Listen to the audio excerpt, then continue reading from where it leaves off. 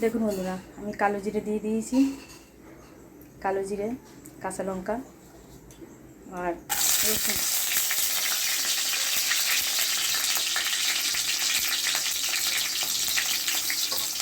আর এই যে কাঁচকলা, আমি খোসা ডাটার মতন ছাড়িয়ে নিয়েছি। কাঁচকলা আলু ভাজার মতো কেটে নিয়েছি।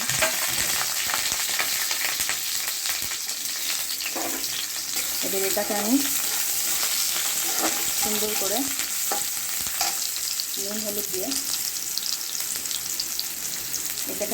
করে নুন হলুদ দিয়ে ভাজবো।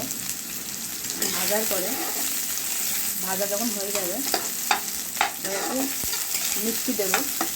মিষ্টি দেওয়ার পরে আমি ঢাকা চাপা দিয়ে ভাজবো। মিষ্টি দেওয়ার পরে আমি বেটে নেব, শিলে বেটে নেব। এটা কলা বাটা। একবার এরকম করে খেয়ে দেখবে বন্ধুরা, অসাধারণ লাগে খেতে, খুব সুন্দর লাগে খেতে। এই কাঁচা লঙ্কা আর রসুন আর কালো জিরের ফ্লেভারটা দারুণ লাগে। দেখুন বন্ধুরা, আমার কলা বাটা হয়ে গেছে অবশেষে। আমি তো বলেছিলাম যে কলাটা শিলনোড়ায় বেটে নেবো, খেতে অসাধারণ লাগে। গরম ভাতে খেতে খুব সুন্দর লাগে। কালো জিরে কাঁচা লঙ্কার ফ্লেভারটা দারুণ লাগে, অসাধারণ। একবার একদিন করে খাবেন বন্ধুরা, তবে বুঝতে পারবেন কত সুন্দর লাগে এই কলা বাটাটা খেতে।